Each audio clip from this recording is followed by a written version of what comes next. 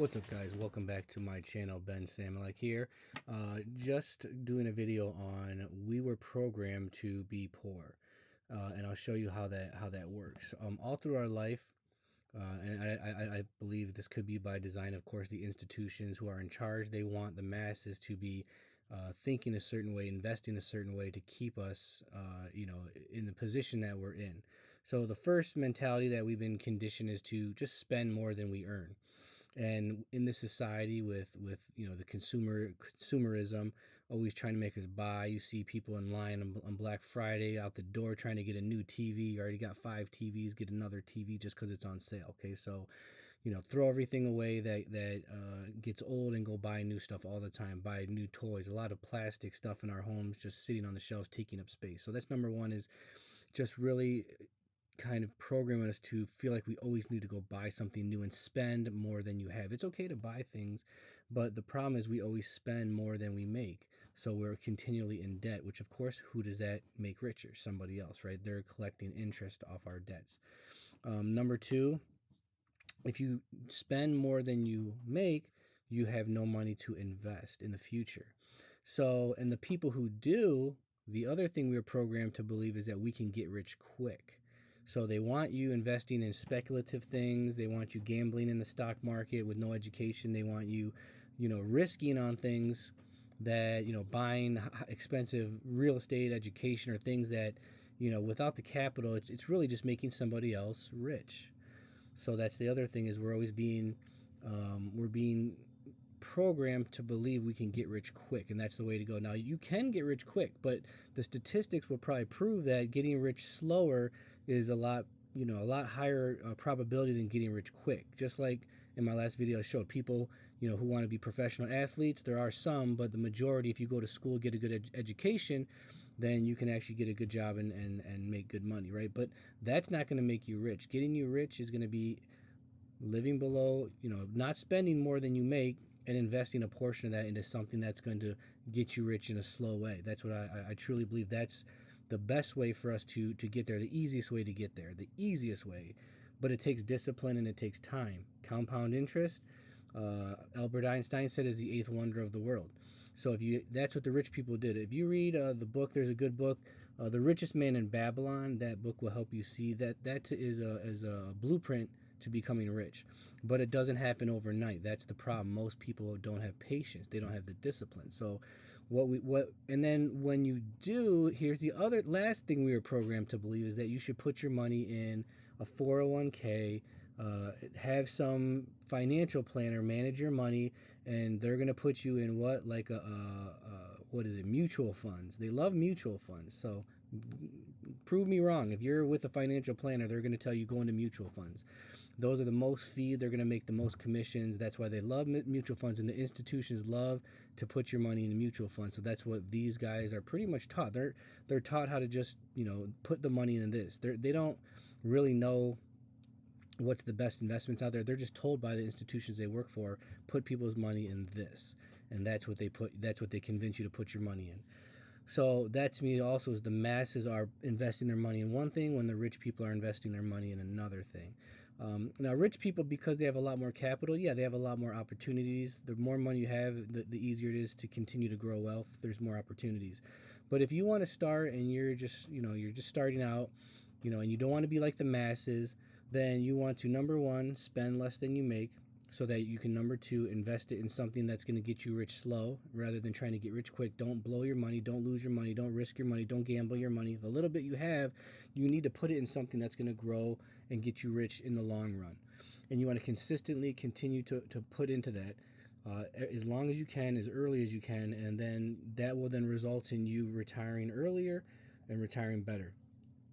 So the things that I would say are the most safest and the best way to get rich slow would be, now why not a 401k? Yeah, you can invest in a 401k, but if the company's matching, that's free money. But remember, 401ks, mutual funds, IRAs, that they have you in these mutual funds, CDs, annuities, a lot of these things are tax deferred. So you're not going to have to pay Uncle Sam today, but you will have to pay them tomorrow. That's why the masses are being conditioned to put their money into these things, because you still are paying taxes, and down the road, Uncle Sam, whatever he decides taxes will be, that's what you're going to pay. So if you have $1 million and taxes are at 30% right now when you retire, if you're retiring today, that's $300,000 less you have in your account. Whereas if you retire, say in 10 years, you're deferring all the taxes. You have $1 million, you retire, and taxes go up to 50%, which they've been averaging in history. We're really one of the lowest tax rates in history right now. It's been lower than this, but we're in a really good time, especially since 2018 to 2026. We've had the tax cuts that are going to expire in 2026. Nothing has to be done. They're automatically expiring. So we are in a good time of taxes. So taxes are going up.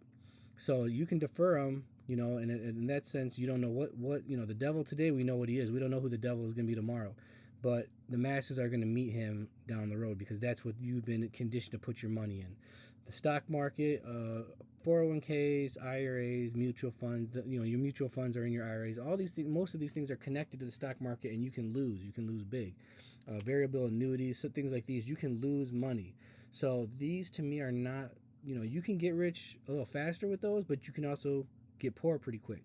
So because of the risk, I don't like those as much, because if we're talking about getting rich slow with compound interest, those retirement vehicles have ability for you to lose money. They're not predictable, so you don't really know what they're going to be in the future. But that being said, if you have a portion of your money in there, if you're getting free money from your employer, yeah, why not? But you want to make sure that when you retire, the money you're pulling out of there is going to be the same or less than your average deductible per year, your tax, the deductible you get from the government.